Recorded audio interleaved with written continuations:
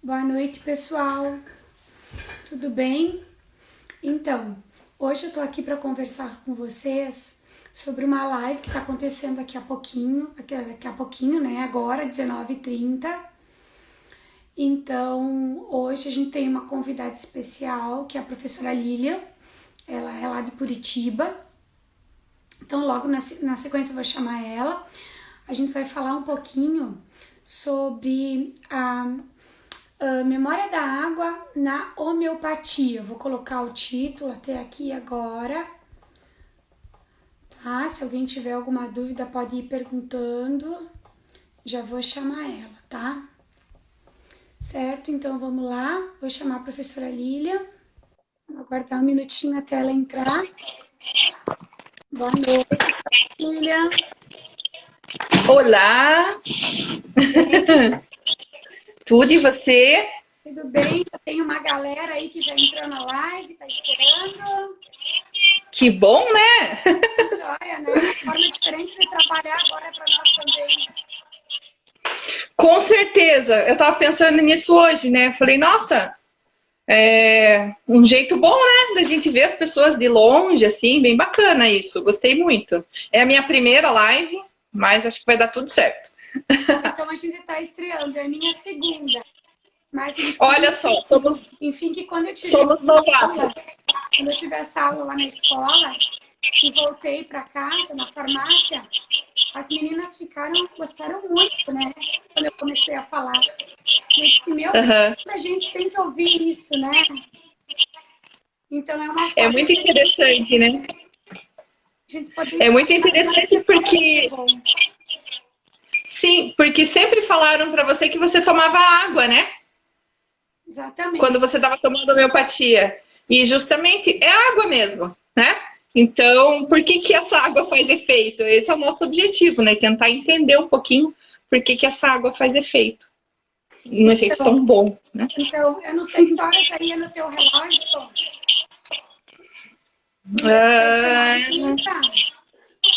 19h30.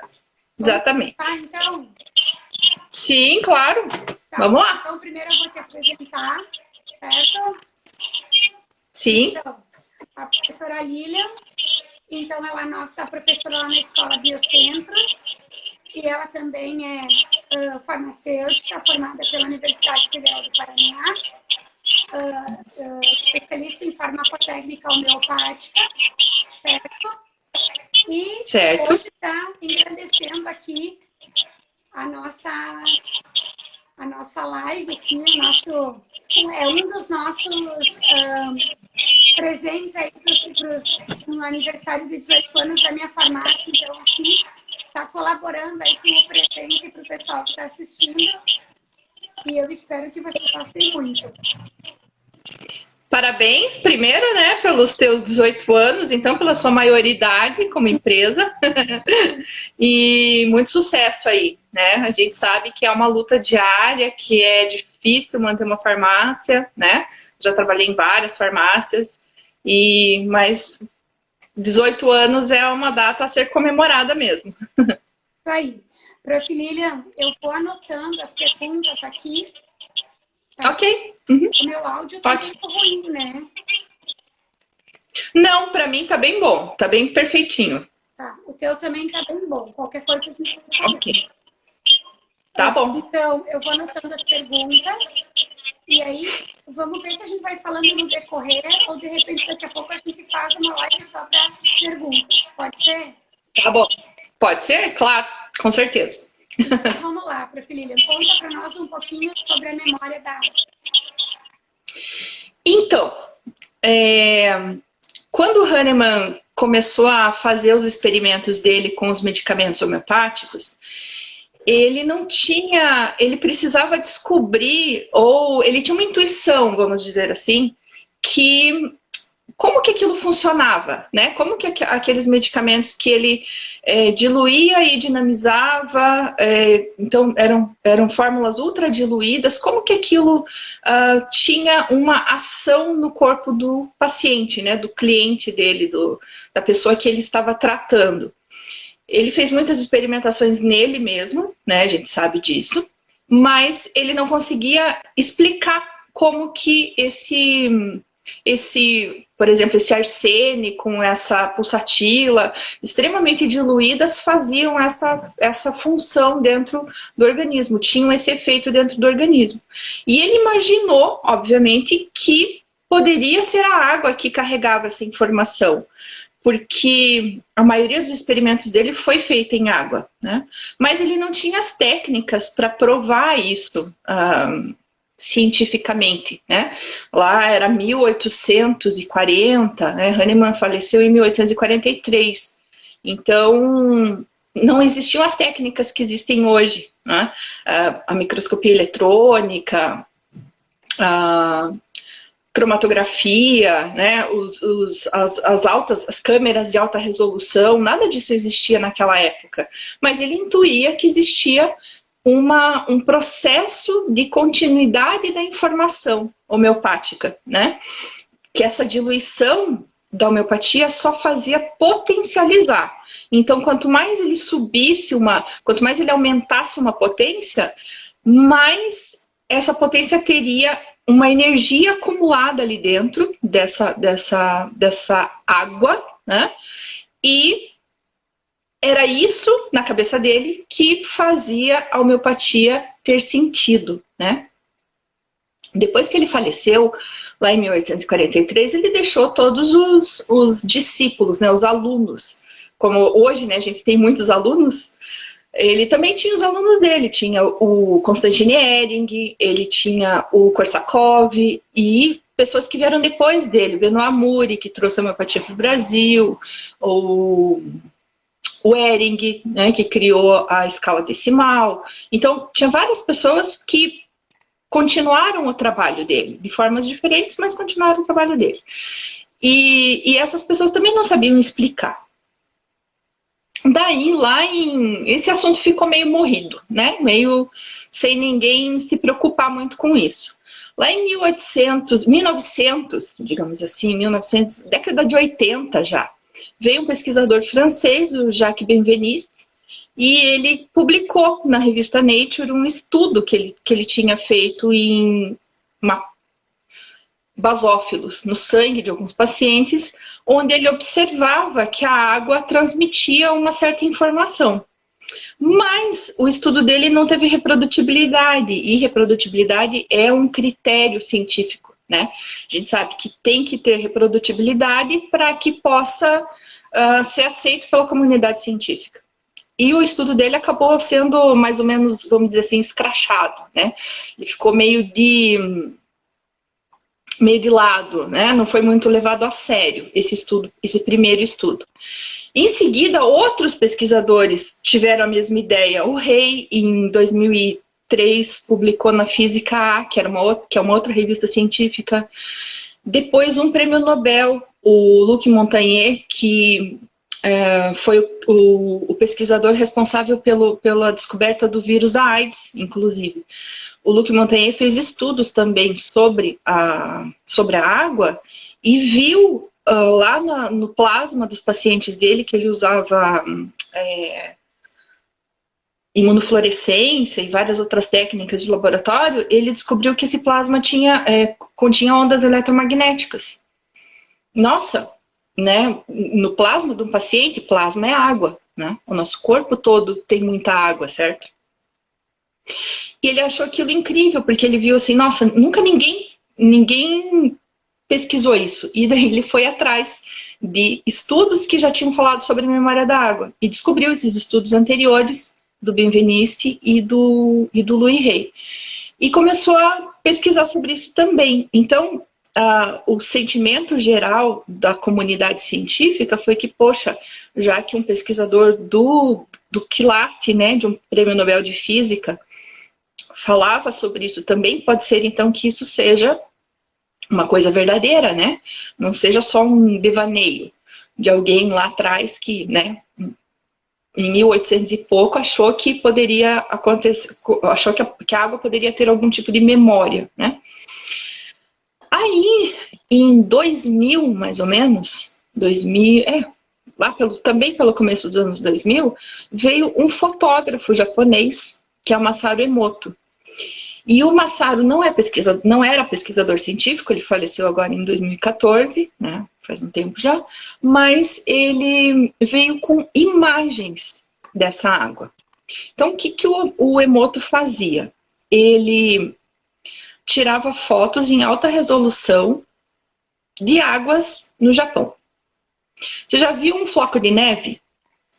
Que tem aquela conformação que parece uma estrela parece uma estrelinha de Natal, né? A gente fala, né? Ele tem uma configuração. Frozen, né? Lembra do desenho do Frozen, né? Exatamente. Então, ele descobriu que quando ele tirava fotos em alta resolução da água, ele encontrava esses cristais. E percebeu uma diferença muito grande em algumas águas de rios poluídos e algumas águas de rios muito limpos. Rios de montanha, né, rios que descem ali do Monte Fuji, davam fotos mais precisas, mais claras, cristais mais bem formados, tal. E rios que estavam mais poluídos davam fotos mais meia boca, assim, digamos, cristais mais mal formados. E daí ele teve uma ideia, ele falou, eu vou pedir para um monge budista abençoar essa água. E vou tirar a foto antes e a foto depois. E daí ele entrou num parafuso, né? Porque ele descobriu que a água, sem ser abençoada, ela tinha uma certa característica. E a água, depois de ser abençoada pelo monge, ela era perfeita, ela era aquele cristal lindo, né? Aquele cristal bem formado, aquele floco de neve perfeito. E ele começou, então, a estudar sobre isso. Por que a água se comportava daquela forma? E daí ele começou a usar, ele pegava uma garrafa de água, uma garrafa de vidro, e colocava dentro, na parte de fora dessa garrafa, ele colocava uma palavra, escrevia uma palavra num pedaço de papel e colava nessa garrafa. Amor, serenidade, perdão, né? Palavras boas. Paz, harmonia. Harmonia, paz, exatamente. E em outras garrafas ele colocava palavras ruins, ódio, raiva, rancor, morte. E fotografava todas essas garrafas depois de um tempo. Deixava passar isso numa noite, digamos. Eu não sei o método dele, não me lembro se eu li sobre isso ou não. Mas ele deixava essas garrafas durante um tempo com essas mensagens e fotografava. E daí ele descobriu que as palavras boas, as palavras perdão, gratidão, davam cristais lindos. Amor, paixão eram cristais extremamente bem formados, bem sólidos, né? E as palavras ruins eram pequenas explosões, como se o cristal tivesse ido até um determinado ponto, mas tivesse implodido, né? Tivesse feito as imagens eram feias, de uma maneira geral. Não conseguia, então, não conseguia se complementar. Não conseguia se complementar. Então, o que ele deduziu disso? Que quando ele fazia essa experiência de submeter essa água a um pensamento, né, a uma palavra, essas imagens que eram produzidas, na verdade, alteravam essa molécula. Porque a molécula de água, ela é H2O, a gente sabe pela química, né? É um retículo cristalino, a gente fala, né?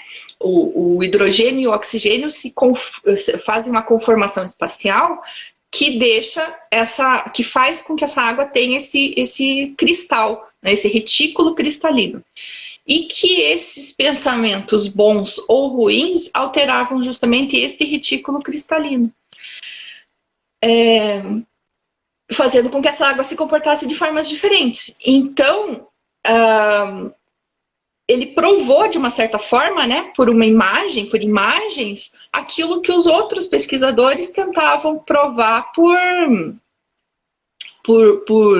cromatografia, por microscopia eletrônica, por outros métodos científicos. E que o Hahnemann nem conseguiu provar, né? Lá na época da homeopatia, nem conseguiu provar. Então, essa é a memória da água, né? Esse é o estudo sobre a memória da água. né? Tem algumas pessoas, professora, que estão aqui, que entraram na live e que elas não sabem, por exemplo, quem foi Hahnemann, né? Ah, vamos explicar então. Hahnemann foi a homeopatia, né? Só para colocar para vocês. E que hoje, então, por que quando algumas pessoas diz, eu vou te dar uma homeopatia, principalmente a comunidade mais científica, às vezes diz, tu vai me dar uma água para mim tomar.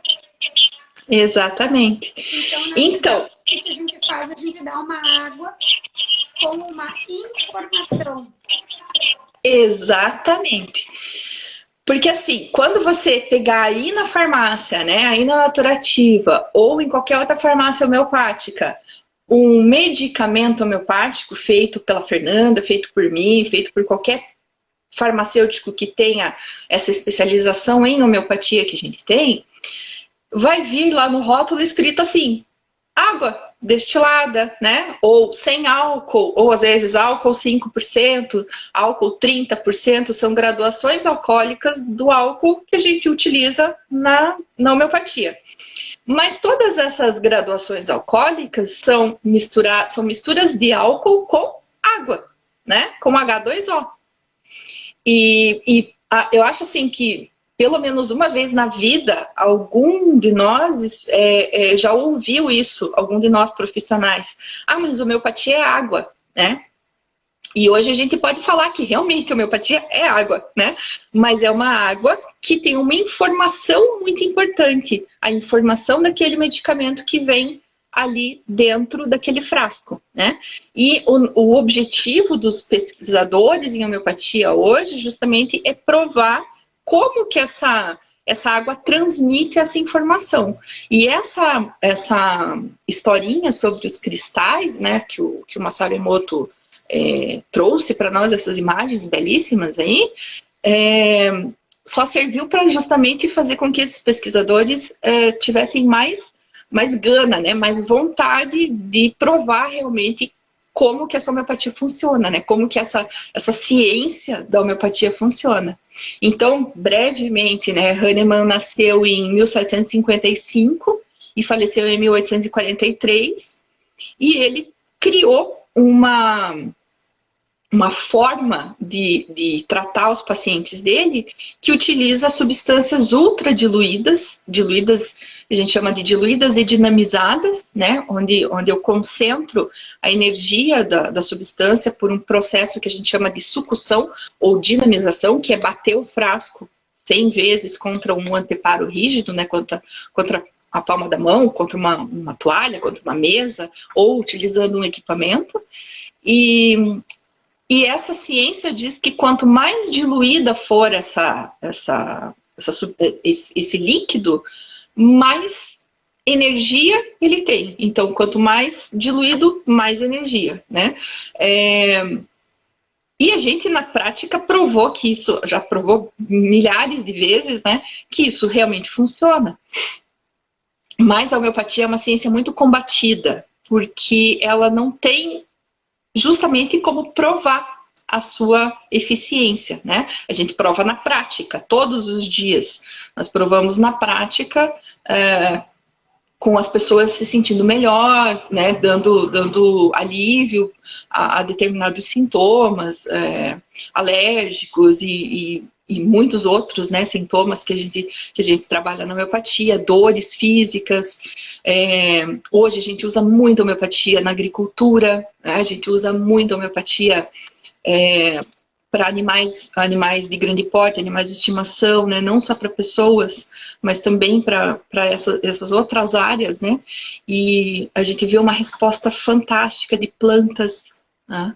E de animais também, né? Então, como que isso não funciona? Eu já sou ao contrário, né? Como que isso funciona? Eu sempre me preocupei com essa pergunta, né? Não como não funciona, me preocupo com a pergunta de como isso funciona.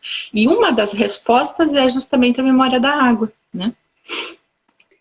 Então, durante esses últimos anos, eu tenho estudado muito física quântica, tenho estudado muito essas técnicas de ultradiluição para a gente tentar chegar numa resposta, né? Que pode ser até não muito óbvia, mas que com certeza está ali justamente nessa particularidade da água de poder reter a informação de uma substância que nem está ali mais, né? Porque está tão diluída que não está mais presente fisicamente naquela água. Para quem também está entrando agora, né, só para complementar, a homeopatia, quando a gente fala na diluição, quando você pode, por exemplo, pegar no seu frasquinho, que a homeopatia que você pegou lá, por exemplo, é pH 30, ela foi diluída 30 vezes. Então, a pessoa às vezes pega aquele frasco, ela não entende. Por isso que ela te pergunta, o que tem aqui nesse frasco? Ah, então é só água? Então, sim, tudo começou de uma parte de matéria e uma parte de água. E a princípio disso foi se diluindo. E hoje o que se tem? Se tem resultados fantásticos com medicamentos, por exemplo, na CH1000, que foram diluídos 1000 vezes, na CH5000, na CH10000, né? Naquelas doses de ataque que a gente diz, né? Então, o que tem aí numa CH1000? A gente sabe que até a CH12 existe matéria. A gente tem matéria, exatamente. A partir da CH12, a gente tem energia. Tá, mas espera aí, como é que uma pessoa consegue se curar de uma rinite com uma homeopatia que está diluída 30 vezes? Justamente. A água, ela consegue fazer com que a memória daquilo que teve contato com ela uma única vez, ela consegue levar essa informação em muitas diluições. E exatamente. A homeopatia, né, para mim, só para acrescentar algumas coisas que tu colocou, é que a homeopatia, ela é, além de ser ao contrário de toda outra ciência que tu conhece, a alopatia, ela não tem efeito colateral. Sim, ou seja, justamente por estar extremamente diluída, né? Justamente por estar extremamente diluída é que ela não tem esses efeitos mais fortes que a gente observa nos outros medicamentos, né? Você lembrou uma coisa muito legal, que até a CH12 a gente tem matéria, tá? Mesmo que esteja mínima matéria, o mínimo possível, nós ainda temos matéria até a CH12. CH significa centesimal hahnemanniana, né? É uma forma de diluir esse medicamento, diluir e dinamizar, né? Bater esse medicamento, né? Então, e é na dinamização que a gente libera essa energia. Só que essa energia fica concentrada dentro daquele frasco pequenininho, né? Aquele frasco de homeopatia que está ali na tua mão, que você vai tomar. Então, é justamente essa energia concentrada dentro do frasco de uma substância que não existe mais dentro dele, lá uma tintura mãe de pulsatila, por exemplo, uma tintura mãe de arnica montana, né, que é a mais conhecida, uma das homeopatias mais conhecidas, não existe mais, a partir da CH12, nenhuma matéria nessa arnica montana, nesse frasco de arnica montana. Mas toda a energia de toda a arnica predecessora a ela, até lá a tintura mãe lá atrás, está armazenada ali dentro daquele vidro. E quem que armazenou? A água. Né? O álcool na homeopatia, ele é usado apenas como conservante. Ele não é usado como... Ele não tem nenhuma função de levar a informação para algum lugar, né? Quem leva essa informação para algum lugar é a água. E essa informação vai para dentro do seu organismo quando você toma o medicamento, né? Existe um estudo, eu acho que é da Universidade de... Eu acho que é Leipzig, na Alemanha, se eu não estou enganada, não me lembro muito bem. Mas o pesquisador colocou uma substância no começo do rio e, obviamente, isso se dissolveu, né, na água, num rio lá na cidade dele. E ele observou a substância indo, né, pelo rio até a foz do rio, até o final do rio. E ele mediu, né, a água lá no começo e a água lá no final para ver qual era a concentração dessa substância nessa água desse rio. Imagina, um rio de grande porte, né? Uma quantidade enorme de água. E ele encontrou a substância no final do rio. Lá do começo do rio, onde ele diluiu uma parte mínima, lá na foz do rio, lá no final do rio, a substância continuava lá. Então, quem carregou essa substância, obviamente, foi a água, né? E é este princípio, né, de carregar a informação que a gente chama de memória da água. Então, o que você precisa na homeopatia, na verdade, é ter uma informação de qualidade, né? Você precisa ter um suporte de pessoas que entendam sobre esse assunto, que façam a manipulação de uma maneira correta, para que você tenha uma informação de qualidade dentro daquele frasco. E é isso, esse é o segredo, né? O segredo é que essa informação chegue até o paciente, né? Não é uma mágica, não é uma coisa esotérica, né, holística, não. É uma ciência que se privilegia dessa peculiaridade da água, né? A gente pode pensar assim. E a gente vem vindo que, por mais que a comunidade científica tenha atacado a homeopatia, Liliana, a homeopatia ela vem crescendo não só em humanos, mas como tu falou, na agricultura, na veterinária, as crianças, os animais respondem muito bem à homeopatia. E até agora eu lembrei agora de uma curiosidade, né? Na Inglaterra, a família britânica, ela sustenta um hospital homeopático infantil. Exatamente. Né? Agora na Covid, muitos ingleses se trataram só com homeopatia, tiveram um resultado muito mais positivo quando usaram a homeopatia como complementar aos tratamentos de Covid. Sim. Né? Inclusive, teve uma reportagem, não me lembro onde que eu li agora, que o príncipe Charles, que também teve Covid, ele melhorou muito mais rápido e ele deu um depoimento que ele melhorou mais rápido porque usou a homeopatia. Sim, até ia comentar isso, que eu li sobre, eu já tinha lido em vários lugares que a Rainha Elizabeth usa homeopatia em várias situações da vida dela, né? A gente pode até pensar em imunidade, né? Por ela estar sempre em contato com muitas pessoas. Então, acredito que os médicos dela pensem nessa forma também de proteção, né, do corpo dela. Durante a pandemia, eu vi essa reportagem que falava que o príncipe Charles usou para se recuperar, para ajudar a se recuperar do Covid, né? E daí a gente lembra que aqui no Brasil, nós usamos em várias cidades, em Santa Catarina, né, teve médicos que assumiram esse encargo, né, de colocar um composto homeopático para populações inteiras, cidades inteiras, né, e isso foi muito efetivo durante a pandemia. Tem pessoas que estão tomando até, aqui em casa, por exemplo, a gente toma, né? Até hoje a gente está tomando um composto homeopático para ajudar nessa imunidade para se vier um Covid, né, se vier uma infecção, nós estarmos mais preparados, né, para isso. Então, se até o príncipe Charles usa, né? Por que a gente não teria também essa confiança? Na história, a Rainha Elizabeth começou a usar a homeopatia quando começou aquelas empresas na Inglaterra a produzir muito carvão e poluir muito ar, e muitas pessoas ficaram com infecção respiratória. E de lá pra cá, tudo que era usado não dava resultado.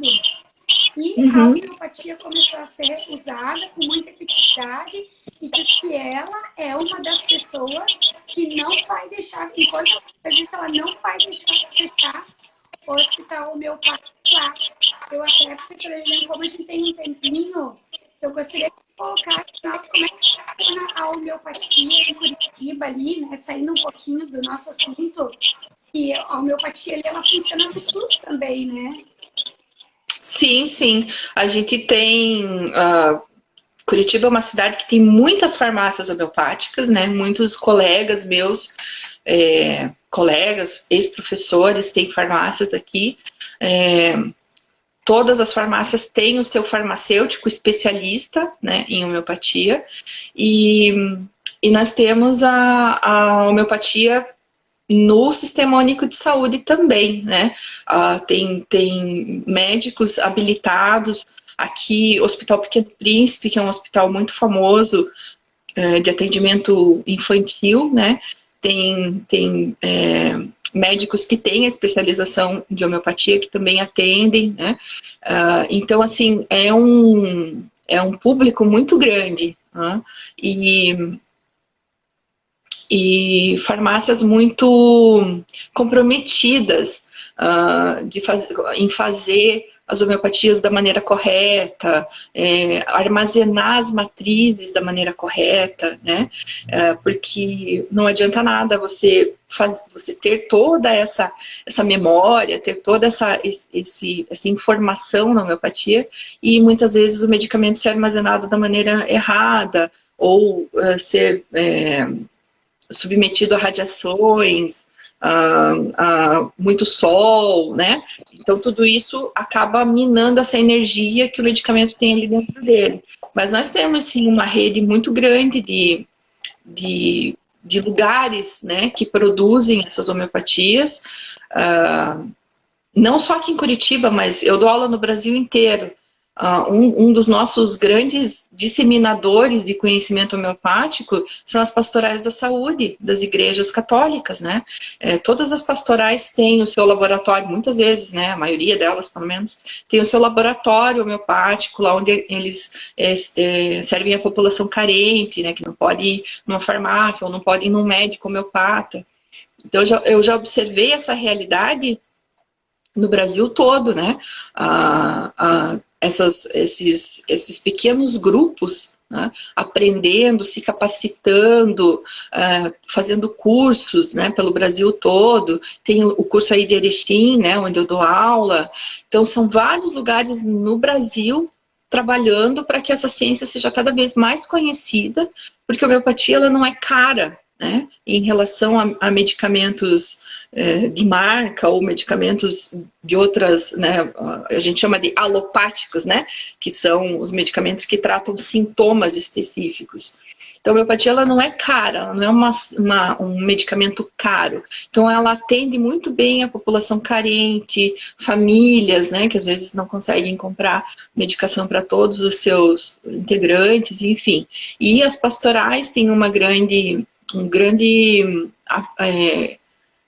fugiu a palavra agora, uma atuação muito grande também nessa área, né? Mas eu acho, particularmente, que deveria haver homeopatia gratuita no SUS, no país todo, assim, né? Seria um upgrade, assim, na nossa saúde, né? Eu acredito nisso.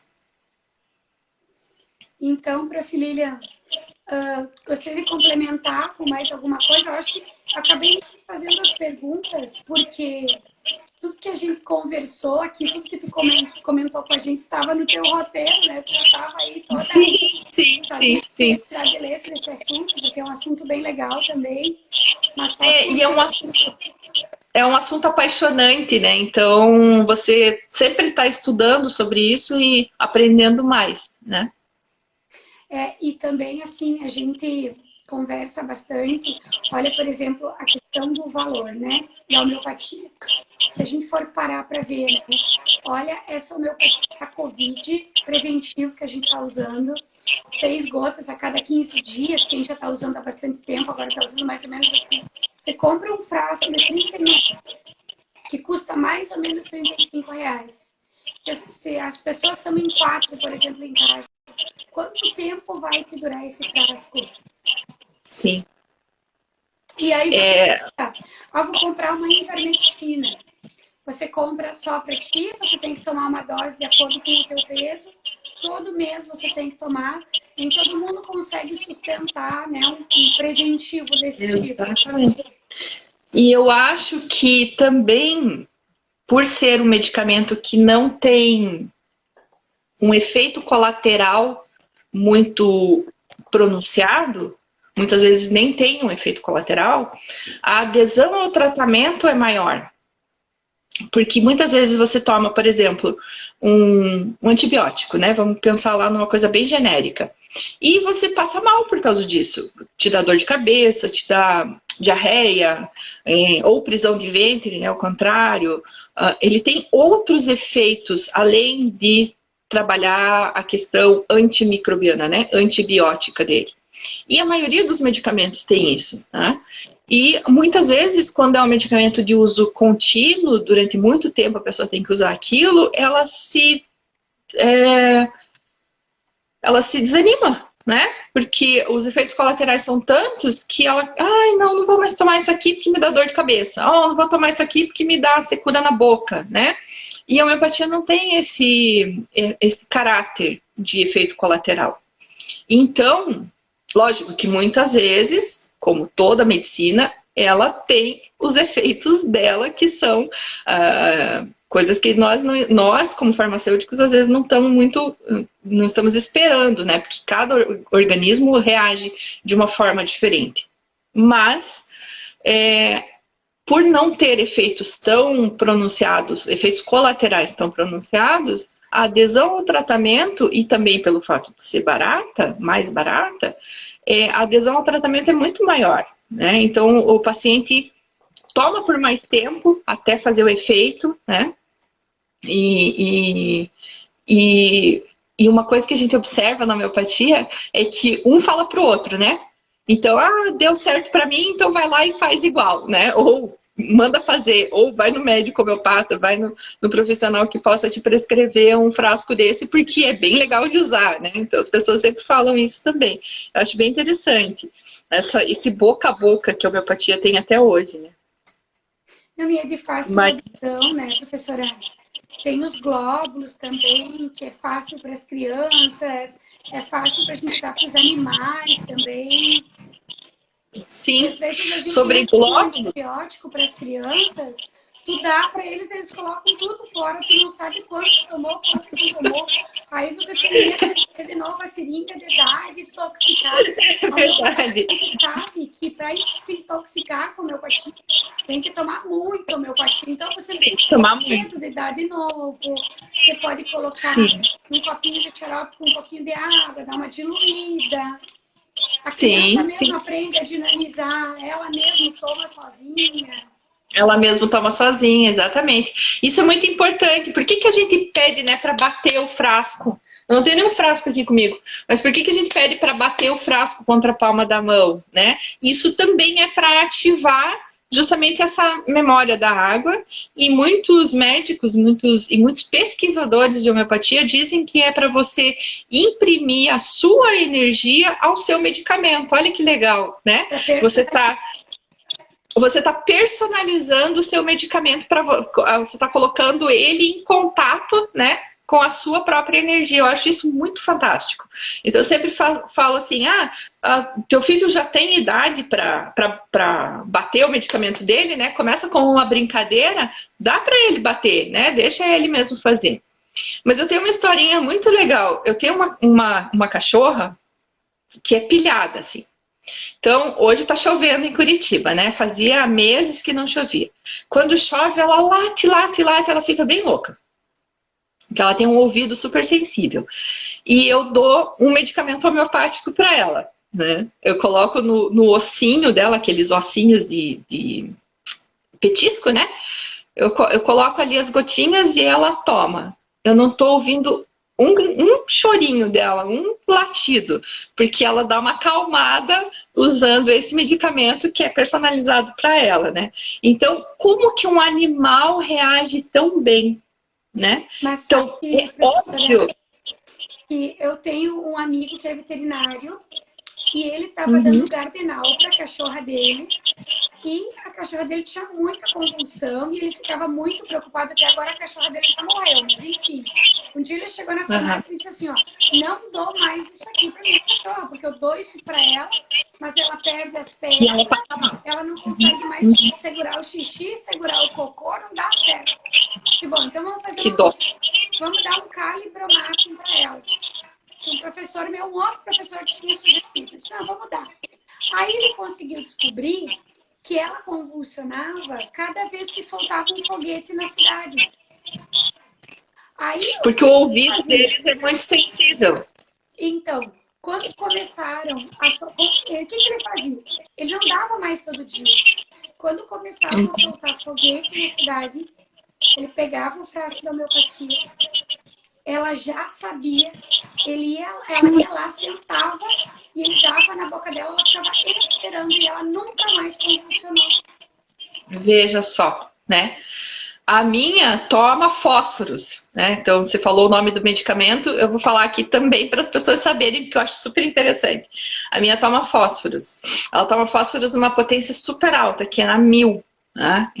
As potências baixas não funcionam para ela, porque ela é um cachorro muito mental, né? É um sintoma muito mental que ela tem. E funciona super bem. Então, só que ela não toma as gotinhas. E se eu faço em glóbulo, ela também não toma. Né? Mas a homeopatia nos dá essa opção. A gente pode, por exemplo, colocar num petisco. Porque como ela não tem gosto, né? Não interfere no gosto de nenhuma comida, de nada, o animal toma tranquilamente isso, né? Ali no petisco, num pedacinho de carne, num pedacinho de pão, né? Em qualquer coisa você consegue dar. E colocando isso para grandes animais, colocando isso para grandes produções, né? De agropecuária. Nós temos produtores aqui no centro do Brasil, Goiás, Mato Grosso, que tem rebanhos inteiros homeopatizados, rebanhos de bovinos, de caprinos, né? Vários tipos de animais que são homeopatizados. Tem empresas enormes de produção de homeopatia para uso animal, para uso no sal mineral, né? Misturado com a ração. Então a gente nota que o efeito no animal é muito grande, a resposta é muito boa. Né? Profilina, conta para nós um pouco, para quem está aí, já usa homeopatia, mas não entende muito dessa questão mental que tu falou. De usar uma homeopatia no mental. Muito mental, por exemplo, usando a CH1000. Então, como que a gente pode explicar isso? A homeopatia, ela tem várias... a gente está falando aqui em potências, né? Lá desde o começo. O que é uma potência? Potência é um número que tem lá na tua homeopatia, né? Então a Fernanda falou, a CH30, né? O que é uma CH30? Significa que esse medicamento foi diluído e dinamizado 30 vezes, né? Foram 30 frascos de um volume X, né, por exemplo, lá 15 ml, para chegar naquele medicamento em CH30. Então, isso a gente chama de potência, né, uma potência homeopática. Na prática da homeopatia, a gente percebe que as potências mais baixas, então, por exemplo, uma CH30 é considerada uma potência média, né, uma potência não tão alta e nem tão baixa. Mas potências mais baixas, então, por exemplo, uma CH6, uma CH12, até menos do que isso, às vezes, uma CH3, são potências mais físicas, né? Porque possuem mais matéria. Foram diluídas e dinamizadas menos vezes, certo? E potências mais altas, né? Uma CH200, uma 500, uma 1000, tá? Eu trabalhei numa farmácia que tinha potências 1 milhão, 2 milhões, né? Mas para que serve uma potência tão alta? Para abarcar, né, para abranger sintomas mentais, sintomas psicológicos, síndrome de pânico, né? Essa assim, hipersensibilidade desse animal, né, que eu notei e que foi diagnosticada como um ouvido extremamente apurado e que isso mexe lá dentro do cérebro dela, deixando ela nervosa, agitada, né?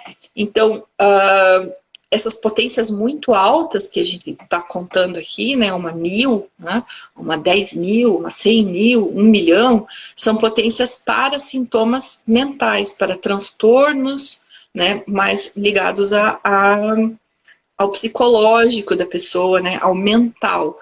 Então, a homeopatia também tem essa graduação. Ela pode tanto atuar no físico, né, uma arnica CH12. Você pode usar ela antes de uma cirurgia dentária, por exemplo, né, para diminuir o inchaço daquele dente extraído, né, uma extração dentária. E uma arnica numa potência muito alta vai tratar um trauma mais mental. Psíquico, né? Mais psicológico, mais mental. Então essa é a diferença, né?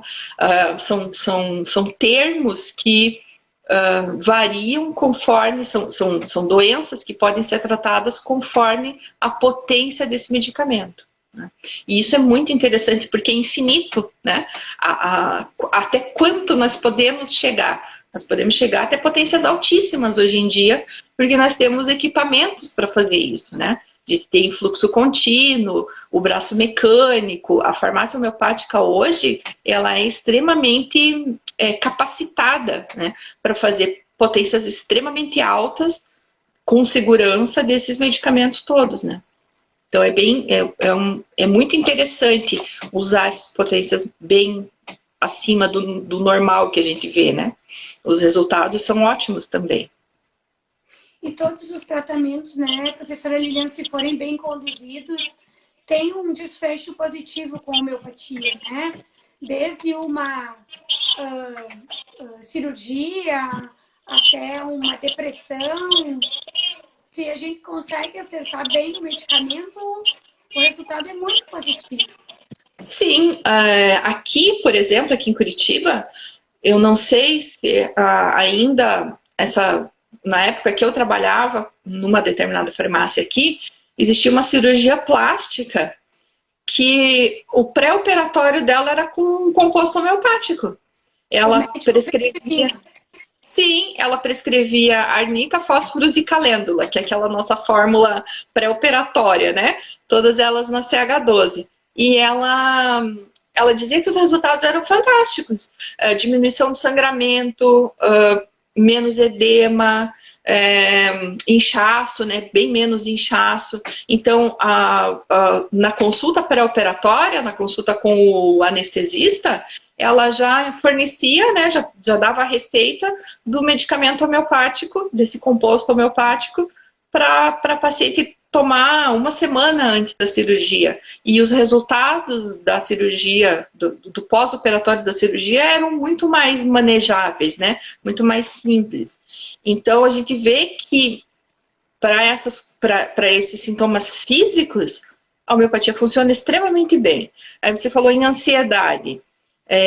Dormir, né? Muitas pessoas têm dificuldade em dormir, muita insônia. A homeopatia também pode ajudar nesse sentido. Mas são fórmulas prontas, são coisas já... Não, são fórmulas manipuladas, né? E da onde vêm essas fórmulas? Um profissional habilitado, que tenha conhecimento sobre homeopatia, fez uma anamnese, igual um médico tradicional da medicina alopática, né? Ele vai fazer uma consulta homeopática, onde você vai contar sua vida. Uma consulta homeopática bem conduzida demora muito mais de 1 hora, né, para se chegar num diagnóstico. Não são só sintomas físicos, são emocionais também. Não, são todos os sintomas, né? Eu costumo brincar assim, até de que lado da cama que você dorme, né? Você tem que contar para o médico. Mais ou menos assim. E ele vai chegar no medicamento e numa potência, né? Numa dose, digamos assim. Não é bem uma dose, mas é como se fosse, né? Numa dose desse medicamento para você fazer a utilização. Então, a gente vê, assim, pacientes que não dormiam e que com homeopatia bem conduzida, bem indicada, conseguem dormir. Pacientes que têm dores crônicas de reumatismo, de gota, às vezes, esses tempos atrás, inclusive, uma prótese, né? A pessoa perdeu, né, um pedaço foi amputado, né, um pedaço do braço. Você fica com aquela síndrome do membro imaginário, né? Que você consegue sentir, né? E a pessoa não conseguia dormir por causa daquilo, porque ela sentia dor nesse braço, né? Que não existia mais. O prescritor também utilizou homeopatia e foi extremamente eficiente, né? Tanto até na adaptação da prótese ao corpo do paciente, né? Então, assim, as funções da homeopatia são infinitas. A gente pode usar em várias situações. Então, eu acho que era esse o nosso assunto, né, Prof. Lilian? Mas, ainda tem gente entrando, não sei se a gente começou muito cedo, ou daqui a pouco vamos escolher um horário um pouco mais tarde, mas enfim, pode ser. Se alguma dúvida, deixasse a sua dúvida, né? Sim, mas já tá acabando, tá tão bom.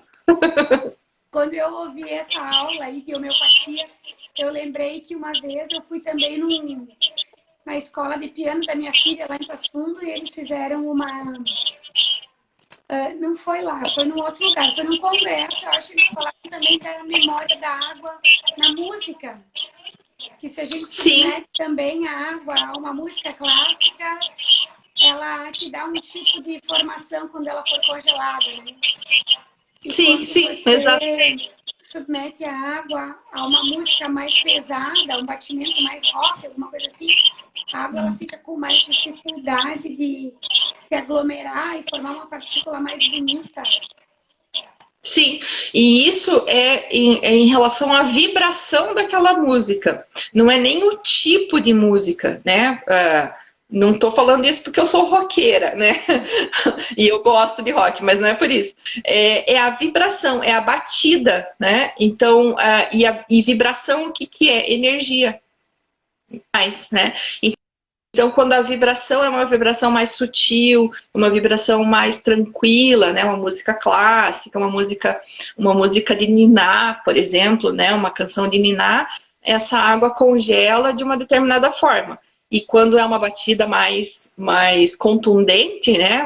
Uma música mais agitada, né? Um rock pesado ou uma música mais dançante, digamos assim, essa água congela de uma outra forma também, de um mais bagunçada, digamos assim, né? E isso é por causa justamente da energia contida nessa batida, né? Da forma como isso vibra. Então, o que a gente deduz de tudo isso é que nós somos energia, né? O nosso corpo é energia. É água. Lembrei também que numa palestra de uma médica de física quântica também ela falou: escrevam na garrafa de vocês que vocês tomam água. Amor, exato. Saúde, harmonia. Isso, gratidão. Né? É o que vocês realmente vão tomar, né? Então, exatamente. Garrafa de água com raiva, vai ter que tomar essa água. E daí a gente chega numa outra conclusão. Sabe quando você faz bolo e o bolo batuma, o bolo, né, sola, que a gente chama, né? Que fica uma droga? Pode lembrar que nesse dia você não estava bem para fazer bolo. E quando você faz com amor, com carinho, que você tá bem, você coloca uma musiquinha para tocar, né? O bolo fica lindo, né? O pão também acontece isso, né? As coisas têm... Tudo no mundo é energia. E quando você coloca uma energia boa para trabalhar, o resultado é bom também, né? E quando você coloca uma energia... Acho que ficamos sem internet, pessoal. Exato. Lembrei de usar o bolo, né, como um exemplo. Mas é isso aí, se você não tá bem, você não consegue fazer um bolo bom, um pão gostoso, né? Se você não tá com uma energia bacana. E se você coloca lá uma musiquinha para tocar tal, e tá tranquilona, você faz um pão delicioso, uma comida super gostosa. E com o medicamento homeopático é a mesma coisa. É a mesmíssima coisa. Quando a gente não está muito bem, até é melhor a gente nem ir lá para dentro do laboratório fazer. Né? A gente também tem que ter essa noção, né? Que isso nós estamos... É tão importante, né, Prof. Lilian, que cada pessoa consiga descobrir qual que é o medicamento homeopático da sua vida. Sim, não precisa tomar todo dia, mas as poucas vezes que se tomar, já vai mudar Sim. toda a sua energia, você já vai ficar melhor num todo, como é o que faz a homeopatia, né? Sim, sim, é verdade. É descobrir qual é o seu similinum, né? Qual é o seu, que a gente chama de medicamento de fundo, medicamento de terreno, né? Algumas pessoas falam também, né? Que é o medicamento que vai te, digamos assim, te equilibrar, né? Isso é super interessante também. Isso é assunto para outra live, inclusive. Outra live, isso aí. Então, professora Lilian, quero te agradecer de coração por ter aceitado esse desafio, né? Espero que tu guarde com muito carinho essa primeira live. Nossa, eu tô super feliz. Primeiro, né? A gente guarda muito. Com certeza. E vou mandar Tô bem os casinhos feliz. aqui. Oba! Que beleza! Tomar aí com o teu pessoal, com teus familiares. Que legal, obrigada, agradeço. No curso a gente se vê de novo. Sim, sim. Sempre que eu estiver aí por Erechim, eu vou aí te visitar. Então, tá bom. Muito obrigada, pessoal, que estiveram conosco hoje.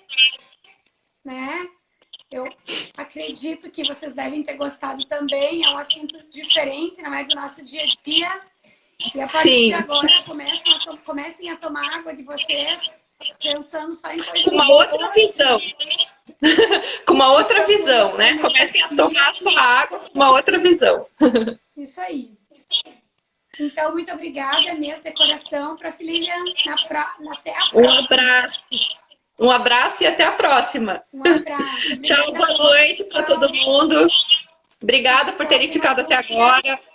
Deixem pra gente aí que na próxima a gente responde. Ok. Um abração. Tchau, tchau. Boa noite. Tchau, tchau. Boa noite.